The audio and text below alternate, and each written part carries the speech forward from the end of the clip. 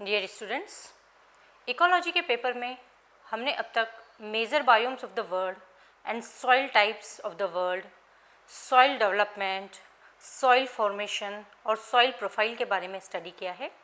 आज हम देखेंगे phytogeographic regions of India. India में जो बायोम है वह किस तरह से फाइटोजियोग्राफिक रीजन्स में डिवाइडेड किया गया है। इंडिया में बायोडाइवर्सिटी काफ़ी रिच पाई जाती है। यहाँ पर हर तरह की वनस्पति पाई जाती है। Starting from the Himalayan to the mangroves of the Sundarbans, हम देख सकते हैं कि हर तरह की वेजिटेशन की वैरायटी, जितने भी ऑल ओवर द वर्ल्ड में जो मेजर बायोम्स हमने स्टडी किए हैं वो सब वैरायटी यहाँ पर हमारे इंडिया में भी पाई जाती है। तो आज हम जो फाइटोजियोग्राफिक रीजन्स हैं इंडिया के, वो किस तरह से डिवाइडेड है और वह कौन कौन से स्टेट्स उसमें शामिल होते हैं, इसके बारे में हम आज स्टडी करेंगे। भारत के पादपीय प्रांत, फाइटोजियोग्राफिक रीजन्स ऑफ द इंडिया। समय समय पर विभिन्न विद्वानों ने भारत को विशिष्ट पादप भौगोलिक क्षेत्रों या विभिन्न पादपीय प्रांतों में बांटा है। इसमें Hooker, Clarke, Prain and Hooker, Calder, Chatterjee और Raji, these are the name of ecologist जिन्होंने पूरे भारत के जो भौगोलिक एरिया है, फाइटोजियोग्राफिक एरिया है, उसको अलग अलग प्लांट्स के आधार पर अलग अलग पार्ट्स में डिवाइड किया है। दिस इज़ द मैप जो कि हमको भारत के वनस्पतिक क्षेत्रों के बारे में हमको बताते हैं, बॉटनिकल रीजन्स जो हमको बताते हैं। सबसे टॉप पे हम देखें तो वेस्टर्न हिमालयन का रीजन आता है। उसके बाद वेस्ट में अगर हम आते हैं तो इंडस प्लेन्स आते हैं, देन गंजेटिक प्लेन्स, गंगा के मैदान हैं। ईस्टर्न साइड में ईस्टर्न हिमालयन की वेजिटेशन आती है और नीचे आसाम की वेजिटेशन है। सेंट्रल इंडिया जो मध्य प्रदेश और छत्तीसगढ़ का भाग है। देन आता है डिक्कन का प्लेटू, वहाँ पर अलग वेजिटेशन है। And then comes the western coast of India जो कि बायोडाइवर्सिटी में बहुत रिच है। आफ्टर द हिमालयंस यहाँ पर ही सबसे ज़्यादा बायोडाइवर्सिटी पाई जाती है। Then comes the Andaman and Nicobar islands. तो this is the Indian phytogeographic map. अब 1947 में भारत के विभाजन के पश्चात पादपी प्रांतों की सीमा रेखा का नवीनतम निर्धारण जो है वह चटर्जी के द्वारा किया गया था। 1947 में आफ्टर द इंडिपेंडेंस पूरे भारत का जो फाइटोजियोग्राफिक एरिया है उसको एक इकोलॉजिस्ट चटर्जी के द्वारा उसको डिवाइड किया गया है।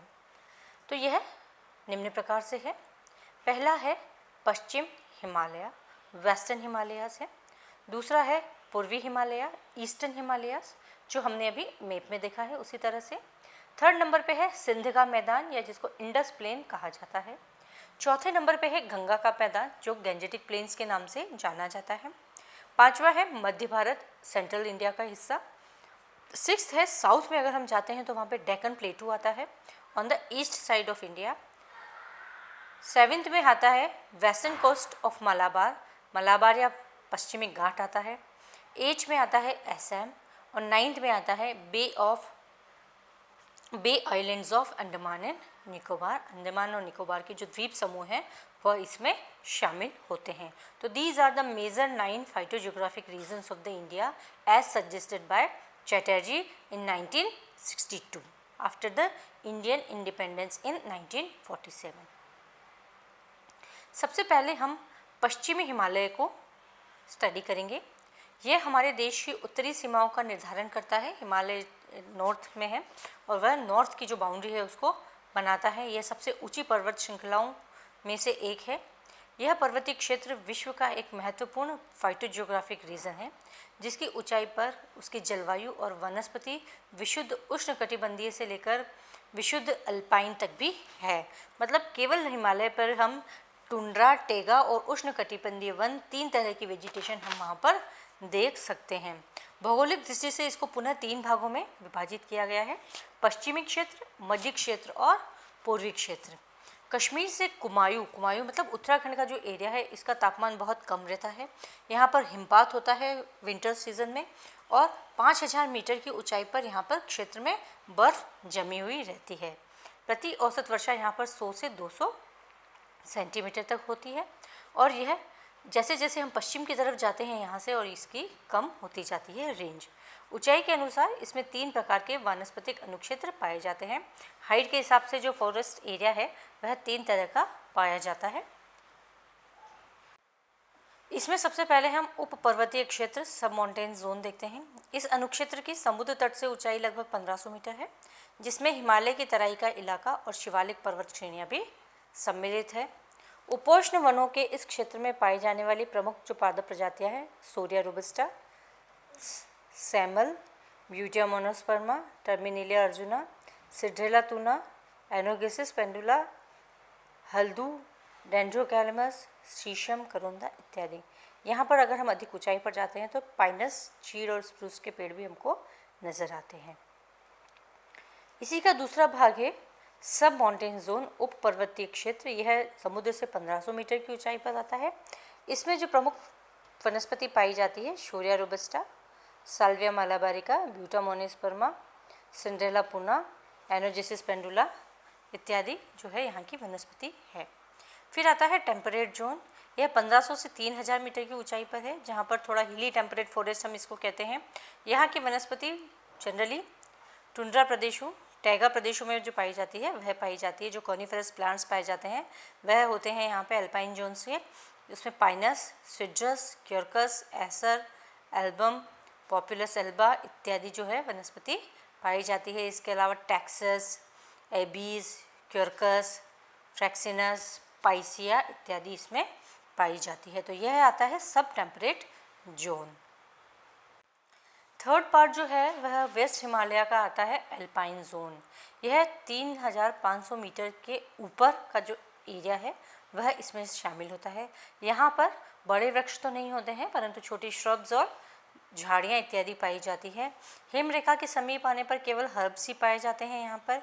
इसके पौधों में रोडोडेंड्रॉन, एबिस, बेचूला, जूनिपेरस यह इम्पॉर्टेंट प्लांट्स है। और उसके बाद 5000 मीटर की ऊंचाई पर वहाँ पर हिमरेखा या स्नो लाइन स्टार्ट हो जाती है। उसके ऊपर के प्रदेशों में, उसके ऊपर का जो क्षेत्र है वहाँ पर बर्फ पाई जाती है। तो ये था वेस्टर्न हिमालय। अब हम देखते हैं ईस्टर्न हिमालय।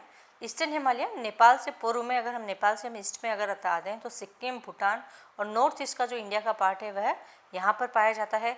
यहाँ पर तापमान और बारिश अधिक होते हैं, बर्फ़ कम गिरती है और जो हिम रेखा है वह 5500 मीटर की ऊंचाई के बाद नज़र आती है।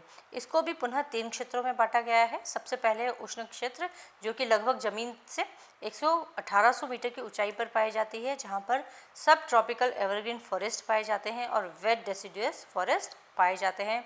जो मेन प्लांट स्पीशीज़ यहाँ पर पाई जाती है उसमें शोरिया, टर्मिनेलिया, एल्बीजिया, विशोफिया, सिड्रेला, आर्टोकार्पस, डिलेनिया इत्यादि इसमें पाए जाते हैं।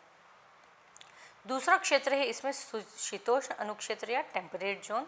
ये 1800 से 3000 मीटर की ऊंचाई तक पाया जाता है। लगभग 3000 नहीं 3800 मीटर की ऊंचाई तक पाया जाता है, जिसमें कुर्कस, सिम्प्लोकार्पस और शंकुधारी वन पाए जाते हैं, जिसके अंदर और भी स्पीशीज़ जो है वो सैलिक्स, रोडोडेंड्रॉन एंड एरिंडिनोइया इसमें प्रमुखता से पाए जाते हैं। थर्ड है जो इसका माउंटेन जोन है, ये 3800 मीटर से हिमरेखा तक पाया जाता है, जहाँ पर जूनिपर्स की झाड़ियाँ और अधिक ऊंचाई पर शाकीय पौधे भी मिलते हैं। उसके बाद हम देखते हैं इंडस प्लेन, जो कि इंडिया के थोड़ा वेस्ट में उपस्थित होता है। यह राजनीतिक भारत में यह पंजाब, हरियाणा, राजस्थान और कच्छ का समीपवर्ती एरिया कहलाता है और यही क्षेत्र पाकिस्तान में सिंध और पंजाब का क्षेत्र कहलाता है। यहाँ पर जनरली बारिश कम होती है और तापमान अधिक होता है, इसीलिए यहाँ की जो वेजिटेशन है वह ड्राई स्क्रबी फॉरेस्ट, उष्ण कटीले वन यहाँ पर मुख्यतः पाए जाते हैं। राजस्थान में और अगर हम दक्षिण पश्चिम में जाएं तो वहाँ पर और ज़्यादा वर्षा कम होती है। लगभग मरुस्थलीय परिस्थितियाँ वहाँ पर पाई जाती है, जिसमें बबूल, एनोजिसिस, प्रोसोपिस, सेल्वेडोरा, कैपेरिस, एल्बीजिया, यूफोर्बिया, कैलोट्रोपिस की प्रजातियाँ मुख्यतः पाई जाती है।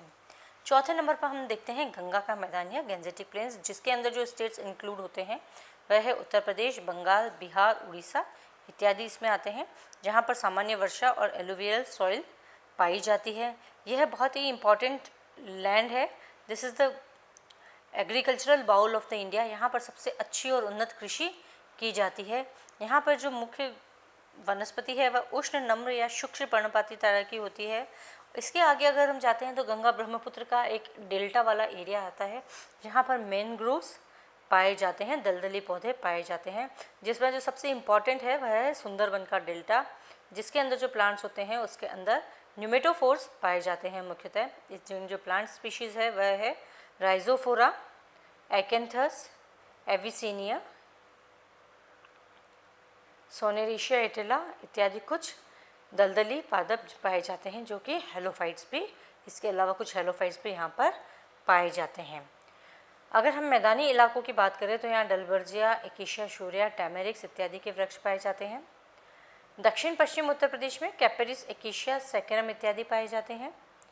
पूर्वी उत्तर प्रदेश के विंध्याचल जो पर्वत श्रृंखला है वहाँ पर पर्णपाती वन पाए जाते हैं, जिसके अंदर की ब्यूटिया मोनोस्पर्मा, तेंदुपत्ता या डायोस्पायरस, टर्मिनेलिया अंजुला, मधुका इंडिका, कॉर्डिया बिक्सा जो लसोड़ा होता है वह, एकेशिया केटेचू इत्यादि पाए जाते हैं वहाँ पर।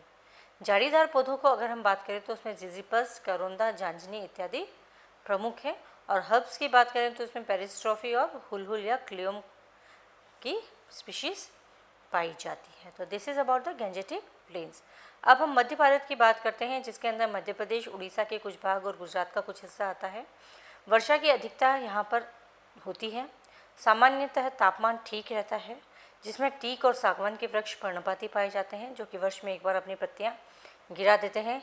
इसके अलावा यहाँ पर जो क्षेत्र है यहाँ पर बायोलॉजिकल डिस्टर्बेंस की वजह से यहाँ पर घास के मैदान भी बहुलता से पाए जाते हैं। इसको भी 3 भागों में विभेदित किया गया है, सालवन, मिश्रित पर्णपाती और कटीले वनों में।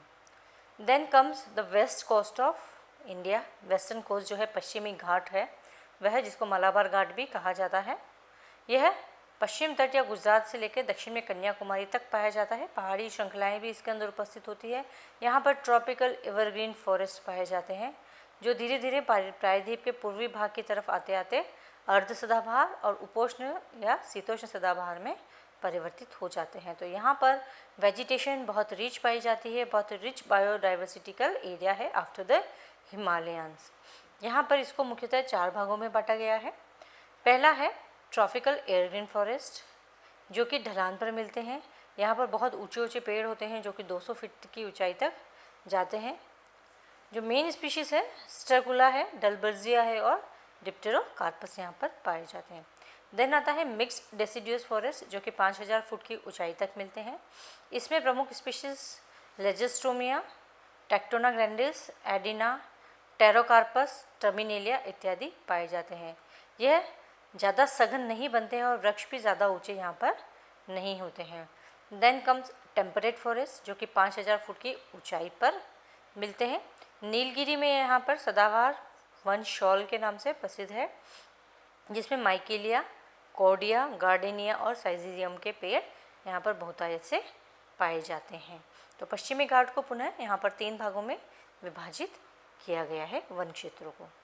उसके बाद आता है मैनग्रोव्स। मैनग्रोव्स जैसा कि हम जानते हैं इंडिया में जो सबसे इम्पॉर्टेंट मैनग्रोव है वह है सुंदरबन डेल्टा जो कि गंगा और ब्रह्मपुत्र के संगम पर बनता है। इसमें मुख्यतः मैनग्रोव ट्रीज हेलोफाइट्स पाए जाते हैं और वह ट्रीज पाए जाते हैं जिसमें न्यूमेटोफोर्स अधिकता से होते हैं। मुंबई और केरल के समुद्र तट पर भी कुछ जैसे एलिफेंटा है, उट्टान है, मोरा है, इन जो है वहाँ पर जो बीच में केव्स हैं वहाँ पर भी इस तरह की वेजिटेशन पाई जाती है। 7वें नंबर पे है डेक्कन प्लेटू। यह मलाबार और पूर्व में भारतीय प्रायद्वीप का क्षेत्र होता है।